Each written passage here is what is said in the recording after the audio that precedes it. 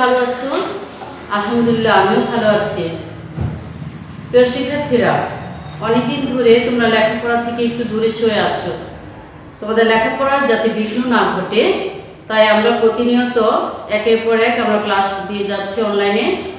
তোমরা অবশ্যই এটা ফলো করবে এবং ভালো করে পড়বে। প্রিয় শিক্ষার্থীরা, আমাদের আজকের পাঠ শব্দ থেকে কবিতা। আমাদের আজকের পাঠ শব্দ থেকে কবিতা। তোমরা পৃষ্ঠা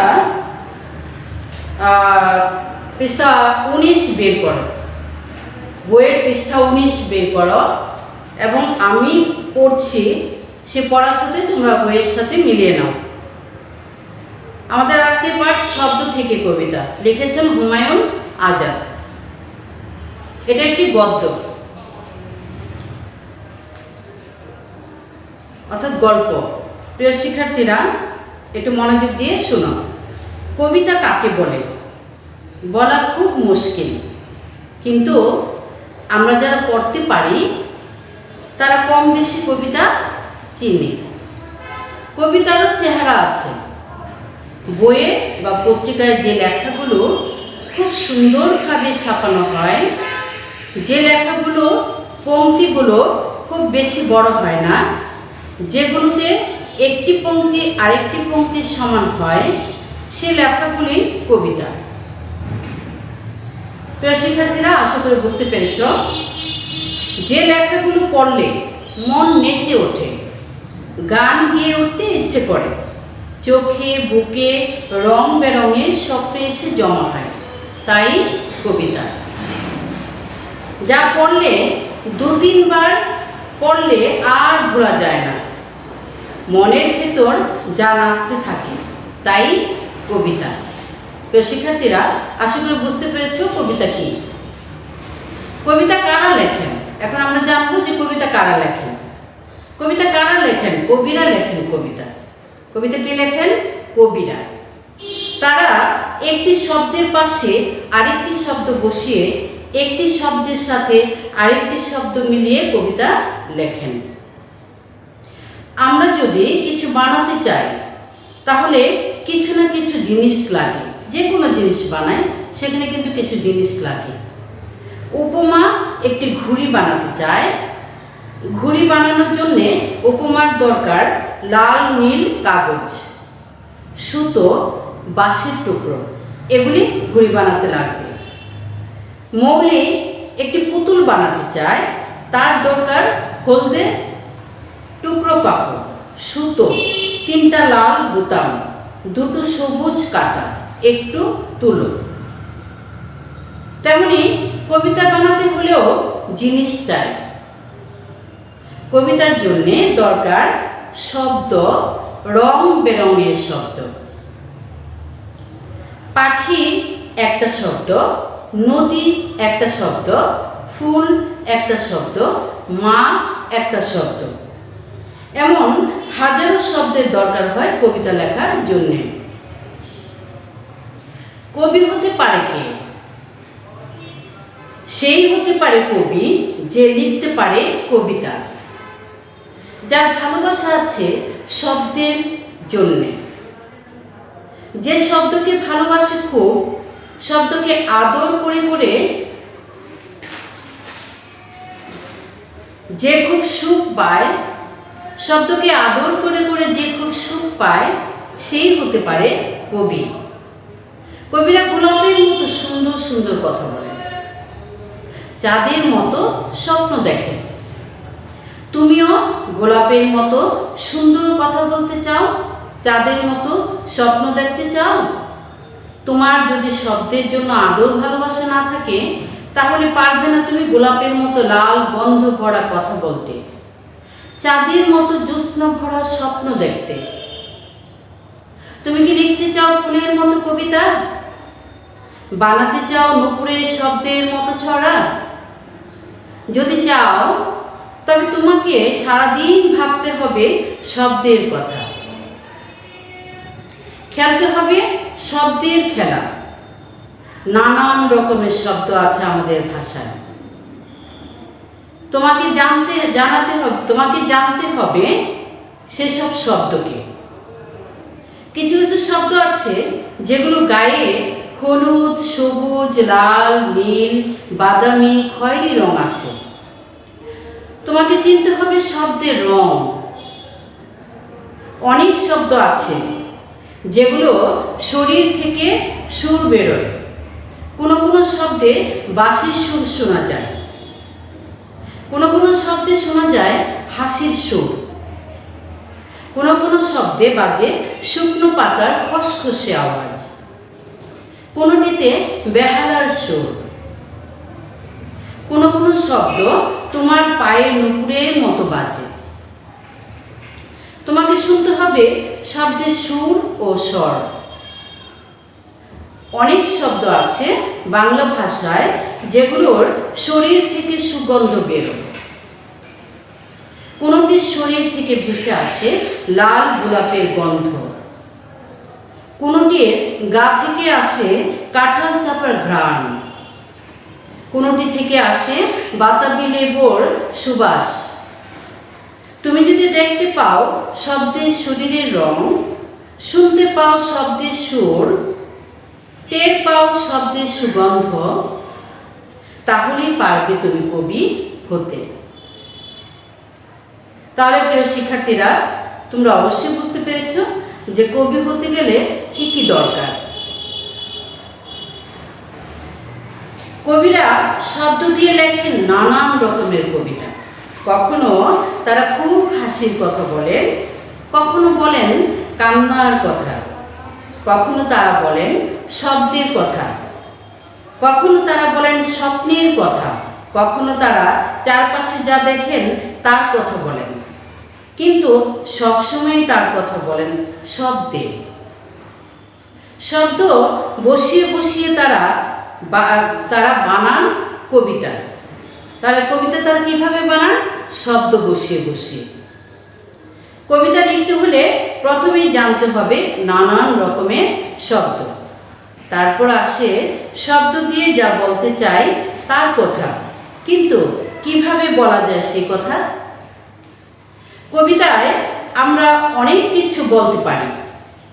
কখনো বলতে পারি ঘর ফাটানো হাসির কথা, বলতে পারি টকবগে রাগের কথা, বলতে পারি খুব চমৎকার ভালো কথা, কখনো বাজাতে পারি নাচের শব্দ, আবার কখনো আঁকতে পারি রঙিন ছবি। কিন্তু সবসময় মনে রাখতে হবে ওই কথা নতুন হতে হবে। যা একবার কেউ বলে গেছে, যে ছবি একবার কেউ এঁকে গেছে তা বলা যাবে না, সে ছবি আঁকা যাবে না। আর কথা বলতে হবে, নাচতে হবে, ছবি আঁকতে হবে ছন্দে। তাই কবিতা লিখতে হলে শব্দকে জানতে হবে, জানতে হবে ছন্দ, আর থাকতে হবে স্বপ্ন। যার চোখে স্বপ্ন নেই সে কবি হতে পারে না। অর্থাৎ কবি হতে গেলে কি হতে হবে? চোখে স্বপ্ন থাকতে হবে। স্বপ্ন থাকলে মনে আসে নতুন ভাবনা, নেচে নেচে আসে ছন্দ আর শব্দ। যে কোনো বিষয় নিয়েই তুমি লিখতে পারো কবিতা। অর্থাৎ কবিতা লিখতে গেলে যে কোনো বিষয় আমরা লিখতে পারি। বাড়ির পাশের গলিটা, দূরের ধান ক্ষেতটা, পোষা বেড়ালটা বা পুতুলটাকে নিয়ে কবিতা লেখা যায়। যদি মনে স্বপ্ন থাকে, রাস্তার দোকানিকে নিয়ে কবিতা লেখা যায় যদি স্বপ্ন থাকে। আর যা নেই তা নিয়েও কবিতা লেখা যায় যদি স্বপ্ন থাকে। এবার একটা কবিতা লেখা যাক। কবিতাটি মনোযোগ দিয়ে শুনুন। কবিতাটির নাম দিচ্ছি দোকানি। রাস্তার মোড়ের দোকানদারকে তুমি আমি চিনি। সে বিক্রি করে সাদা দুধ, খয়েরি চকলেট, লাল পুতুল, সবুজ পান। এসব জিনিস আমরা কিনে খাই, দোকানিকে চকচকে টাকা দিই। তার জিনিসপত্র বিক্রি দেখে মাথায় আমার একটা ভাব এলো। ভাবটা হলো, আমি একটা দোকান খুলেছি 2 দিন ধরে, কিন্তু সে দোকানে দুধ, চকোলেট, পান বিক্রি হয় না। বিক্রি হয় এমন সব জিনিস যা কেউ বেচে না, যা কেউ কেনে না। শুধু স্বপ্নেই সেসব জিনিস বেচাকেনা চলে। ভাবটা মাথায় এলো, সঙ্গে শব্দ এলো,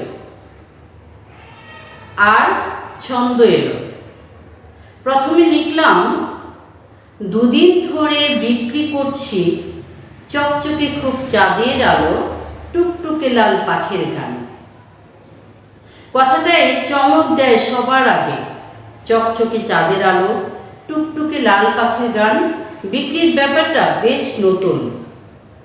সারা পৃথিবীতে খুঁজে এমন দোকান পাওয়া যাবে না। ছন্দটাও বেশ দুলে দুলে আসছে। এই 3টি পংক্তি পড়ার সাথে সাথে শব্দ, ছন্দ, কথা মিলে একরকম স্বপ্ন তৈরি হয় চোখে আর মনে। এরপর আরো এগিয়ে গিয়ে লিখলাম, বিক্রি করছি চাপার গন্ধ, স্বপ্নে দেখা নাচের ছন্দ, গোলাপ ফুলের মুখের রূপ। এখানে ছন্দ মিল আরো মধুর। বিক্রির জিনিসগুলো আগের মতোই চমকপ্রদ, তবে এখানে স্বপ্ন আরো বেড়েছে, ছবিও আরো রঙিন। চাপার গন্ধ পাওয়া গেল এবং বেজে উঠল স্বপ্নে দেখা নাচের ছন্দের নূপুর। এই নাচ স্বপ্ন ছাড়া আর কোথাও দেখা যায় না। এমন নাচ নাচতে পারে না কেউ। গোলাপ ফুলের মুখের রূপ বলার সাথে সাথে গোলাপ ফুল একটি মিষ্টি মেয়ের মতো ফুটে উঠল। মেয়েটির মুখ হয়ে উঠল গোলাপ, আর গোলাপ হয়ে উঠল মেয়েটির মুখ। স্বপ্ন জল হলো চোখে। কবিতাটিকে আমি আর লিখতে চাই না। ইচ্ছে হলে তোমরা লিখতে পারো। কবিতা লিখতে হলে নতুন কথা ভাবতে হবে, আর সেই কথাকে পরিয়ে দিতে হবে শব্দ ও ছন্দের রঙিন সাজ পোশাক। তোমরা এখন ছোট। এই ছোট থাকার সময়টা বেশ সুন্দর। বারবার আমার ছোট সময়ের কথা মনে পড়ে। আমি দেখতে পাই, ছোট আমি দাঁড়িয়ে আছি পুকুরের পাড়ে। একটা সাদা মাছ লাফিয়ে দিয়ে আবার ঢুকে গেল পানিতে। অর্থাৎ একটা সাদা মাছ লাফিয়ে দিয়ে লাফ দিয়ে সে কি করলো, আবার ঢুকে গেল পানিতে। ছোটবেলার কথা বলছি।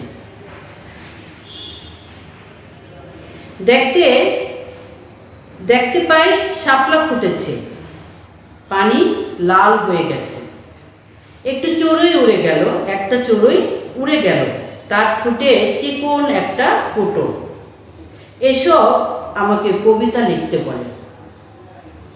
অর্থাৎ এই যে যখন আমি ছোট ছিলাম, সেখানে দাঁড়িয়েছিলাম একটা পুকুরের পাড়ে, সেখানে দেখলাম যে একটা সাদা মাছ লাফ দিচ্ছে, লাফ দিয়ে আবার ঢুকে গেল পানিতে।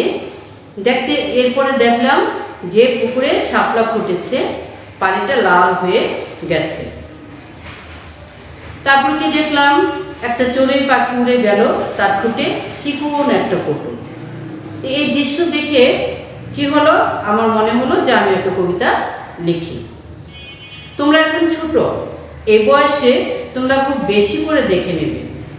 যত পারো দেখো দেখো দেখো এবং দেখো। বুকের মধ্যে, মনের মধ্যে ছবি জমা, রং জমা, সুর জমা।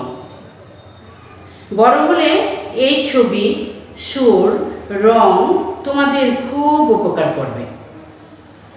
খুব ছোট বয়সে কি কবিতা লেখা উচিত? ছোট বয়সে উচিত কবিতা পড়া এবং পড়া। চারদিকে ছবি দেখা, দেখা এবং দেখা। ছোট বয়সে বুকে জমানো উচিত শব্দ আর ছন্দ। তারপর একদিন যখন বড় হবে, শব্দ, ছন্দ, ছবি, সুর, রং সব দল বেঁধে আসবে তোমার কাছে, বলবে আমাদের তুমি কবিতায় রূপ দাও। তুমি হয়তো একা একা ঘরে বসে শব্দ, ছন্দ, ছবি, সুর, রং মিলিয়ে বানাবে এক নতুন জিনিস, যার নাম কবিতা। প্রিয় শিক্ষার্থীরা, আশা করি তোমরা এই গল্পটি বুঝতে পেরেছ। শব্দ থেকে কবিতা, অর্থাৎ ছোট ছোট শব্দ থেকে একটা একটা করে শব্দ বসিয়েই একটা কবিতা সৃষ্টি করা যায়। তো শিক্ষার্থীরা, তোমরাও পারবে শব্দ থেকে কবিতা তৈরি করতে। প্রিয় শিক্ষার্থীরা, আশা করি শব্দ থেকে কবিতা গল্পটি তোমরা বুঝতে পেরেছ। এরপর তোমাদের বাড়ির কাজ থাকবে পৃষ্ঠা 23 1 নং সৃজনশীল এইচপি। পৃষ্ঠা 23 1 নং সৃজনশীল এইচপি, এটা তোমাদের বাড়ির কাজ। প্রিয় শিক্ষার্থীরা, 1 নং সৃজনশীল পৃষ্ঠা 23 তোমাদের পাঠ্য বই থেকে আমি সৃজনশীলটা দিয়েছি। তোমরা আশা করি বাসায় এটা প্র্যাকটিস করবে। আমি তোমাদেরকে এই সৃজনশীলের উদ্দীপকটা আমি পড়ে শোনাচ্ছি। মাহফুজা চমৎকার কবিতা লেখেন। জীবনের বিভিন্ন অংশের স্মৃতিকে শব্দের ভিতর সাজাতে পছন্দ তার। মাহফুজার ভাইপো নির্ঝর তাকে খুব পছন্দ করে, কারণ তিনি তার ভাইপো নির্ঝরকে প্রায়ই নানা রকম কবিতা শোনান। নির্ঝর ফুফুকে পেলে ছড়া শোনার বায়না ধরে। একদিন নির্ঝর তাকে বলে, ফুফু তুমি এত সুন্দর কবিতা কিভাবে লেখো? মাহফুজা উত্তর দেন, তুমি তোমার চারপাশের সুন্দর স্বপ্নময় শব্দগুলোকে বুঝে ধারণ করে রাখবে, দেখবে তুমিও একদিন চমৎকার কবিতা লিখতে পারবে। এখন প্রশ্ন হচ্ছে, ক কবিতা লেখার জন্য প্রথমেই কোনটি প্রয়োজন? খ কবিতার জন্য দরকার শব্দ, রং বেরঙের শব্দ। কথাটি বুঝিয়ে বলো। এরপরে গ কবিতার বিষয়ে নির্ঝরের প্রশ্নের উত্তর শব্দ থেকে কবিতা প্রবন্ধে কিভাবে প্রতিফলিত হয়েছে লেখো। ঘ মাহফুজার উত্তর শব্দ থেকে কবিতা প্রবন্ধের মূল ভাবকে ধারণ করে কি? যুক্তিসহ বিচার করো। পৃষ্ঠা 23 তোমাদের পাঠ্য বইয়ের অনুশীলনী থেকে এই সৃজনশীল প্রশ্নটা প্র্যাকটিস করবে এবং উত্তরগুলি যথাযথভাবে শিখবে। আর বাসায় বসে থাকবে না, সময় নষ্ট করবে না। সময় পেলেই খেলাধুলা তো অবশ্যই করবে, পাশাপাশি ভালো মতো পড়াশোনাও করবে। পড়া থেকে তোমরা দূরে থাকবে না, এটা শিক্ষক হিসাবে আমাদের আদেশ। প্রিয় শিক্ষার্থীরা, তোমরা অবশ্যই পরিষ্কার পরিচ্ছন্ন থাকবে, নিজে এবং পরিবারকে সুস্থ রাখবে, এই আশা ব্যক্ত করে আমার আজকের পাঠ এখানে শেষ করছি। আল্লাহ হাফিজ।